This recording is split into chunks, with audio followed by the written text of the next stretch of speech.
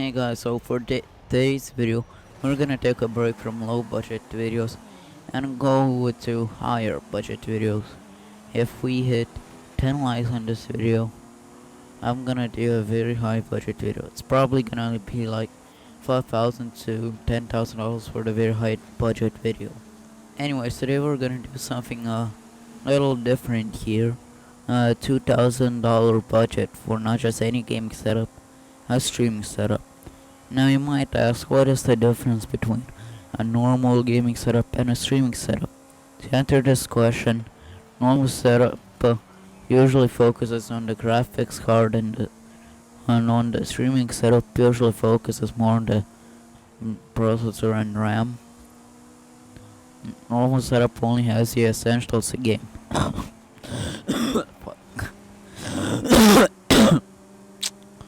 PC, monitor, keyboard, mouse, headset. The streaming setup, you need a PC, at least 2 monitors, or else I'm gonna stream with 1 monitor. You probably aren't gonna be all too happy. A microphone, keyboard, mouse, webcam, mousepad, and a headset. Now let's stop talking here and get on with the video. Now for the CPU. The fucking CPU. At all costs, when it comes to streaming, always try to get the best possible CPU. Okay, and you can cheap out on the GPU. Now I'm not saying, for example, get an i9 and a GTX 650. That would be retarded. For example, I'm saying like an i7 8700K GTX 1650. That way your CPU based games are gonna run very good. Even better with worse CPU games. So even worse, even better than worse CPU and better GPU. Although AAA games are gonna run worse, it will still be doable. It'll give you better stream quality. So for this build, I'm going for a Ryzen 7 5700G. You can save some money and go without a GPU, but I recommend with a GPU. The Ryzen 7 5700G is gonna be really good for upgrades. For example, say I have a GTX 1070. I want to upgrade it. I could upgrade it up to a RTX 3070 Ti or even a RTX 3080 with little to no bottleneck. So spending money on high pounds is really worth, because if you would spend $600 on a 1080 Ti in 2016, you can still play most games in 4K with this almost 6-year-old card. So really you don't need to upgrade to the latest and greatest RTX 3090 Ti's. Also guys, this is pretty out of topic, but I'm going to switch things up with this channel. I'm still gonna make footage builds, don't worry, but I'm also gonna make good story time videos, so stay tuned for that. Anyways, the motherboard is a micro ATX board. It also comes with Wi-Fi and has 4 slots, so you can put 2 more slots of 16 gigabytes to make it 32. Next up is Lexar RAM. You might be familiar with this one because of you know who. Is brought to you by Lexar, your one-stop shop for all your storage needs. Today we are looking at the Hades RGB RAM kit, featuring absolutely beautiful RGB, capacities up to 30. Yeah, but in all seriousness, please do not buy Lexar RAM. It's just not worth the price. Yes, it might look good, but the performance and the looks aren't so good as the cheap RAMs, so I'd recommend you to not go with Lexar RAM. So for RAM, we're gonna go with Timetec Pinnacle Conduit RAM. It's an RGB kit and it's way better than Lexar RAM, as you can see. It's way cheaper than Lexar RAM. It looks cooler and overall better. And you can overclock it on both desktops. So yeah, for to say this RAM is actually better than like Lexar RAM. So yeah. Anyways, 16 gigabytes should be 16 gigabytes should be the minimum for streaming and gaming. So this is gonna be enough. Try playing the newest games with 8 gigabytes of RAM, and then try playing them with 16 gigabytes of RAM. Then performance improve really good. And if you're trying to run newest games with 4 GB RAM, expect this to happen.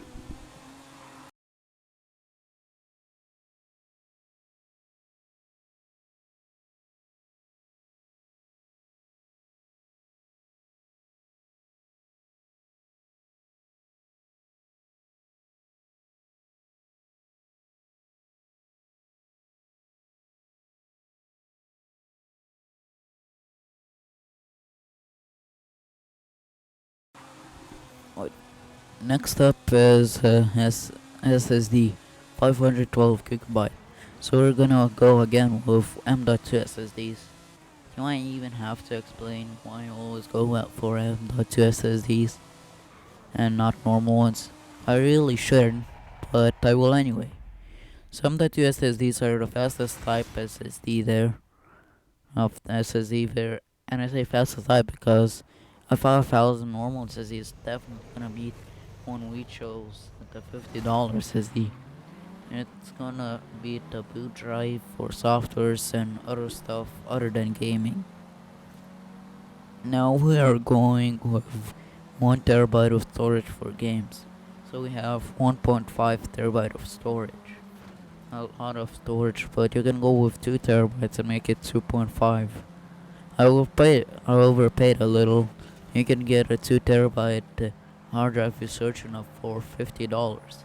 And you're still gonna fit a lot of Indian esports titles and maybe some AAA titles since we have 1.5 terabytes.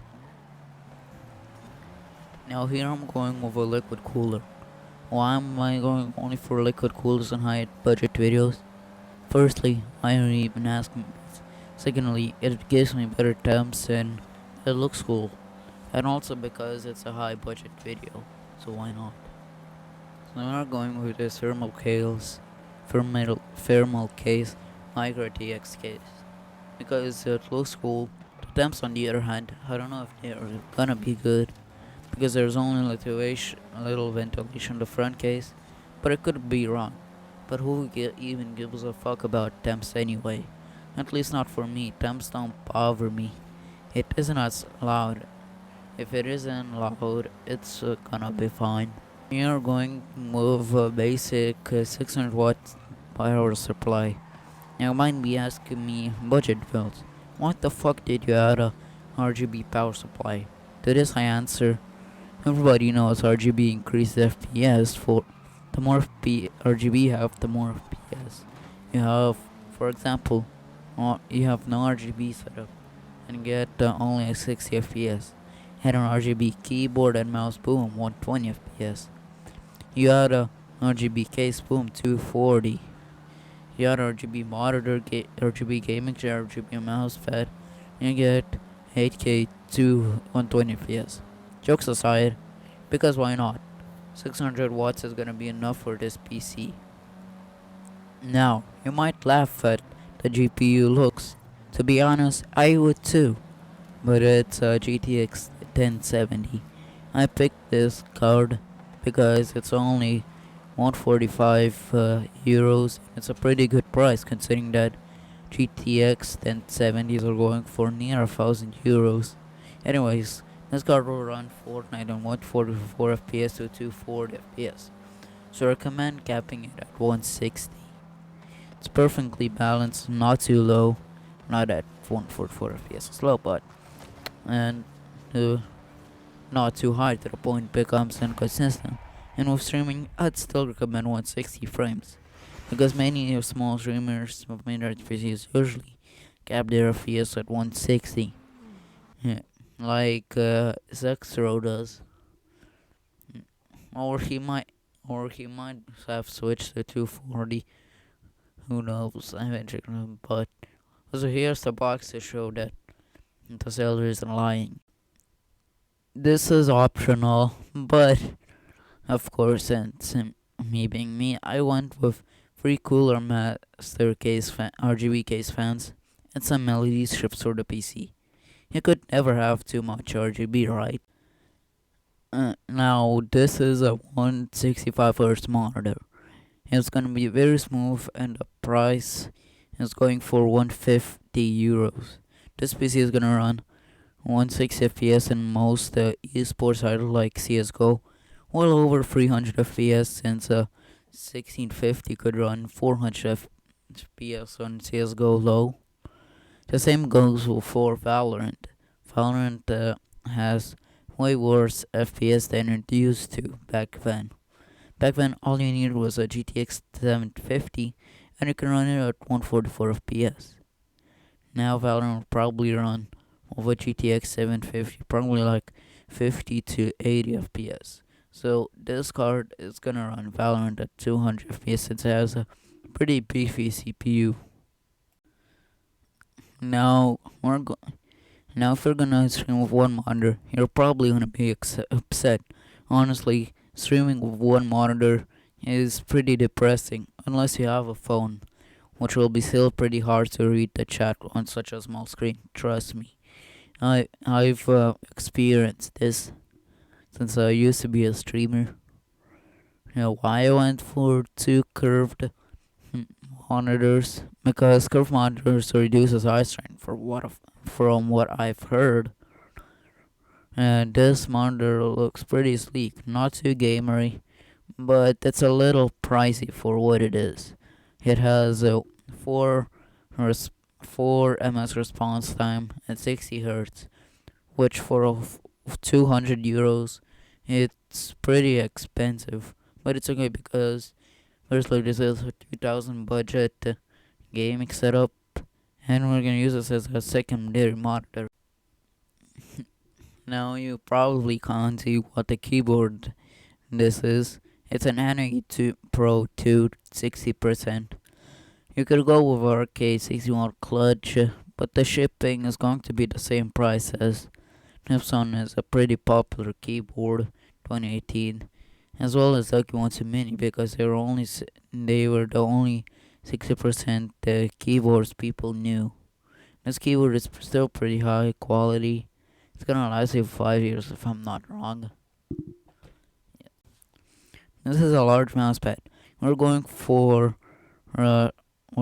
because long mousepads look very good on a setup. This mouse is pretty good for the price. It's wireless, it has good battery life, and it's actually a nice first grade mouse.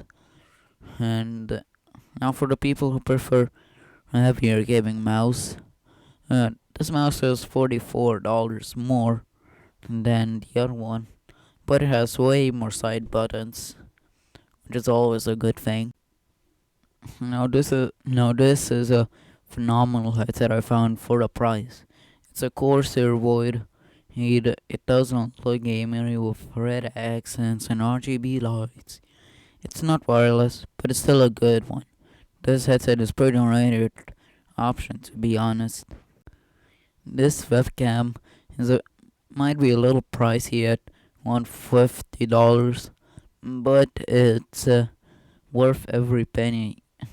It connects to USB, and the quality on this webcam is absolutely amazing for the price. This thing can show your face at 4K. This microphone has absolutely amazing mic quality, but I wouldn't say it's worth 160 euros. I only picked this option because it's a high budget video, it has RGB, and because it has good mic quality. And you can mute it by touching the top of the mic. And if this wasn't a high budget video, I would go with a Wi-Fi mic. So for the next one, I'm gonna go with a boom arm for this microphone. It's a normal $26 boom arm. So this is basically it. Thanks for watching, guys, and if we hit 10 likes, remember, I will do a very high budget video. See you in the next one. Oh, and I almost forgot about the price. So the price is basically $2,081, excluding shipping. but including Amazon Prime, which gives you free shipping.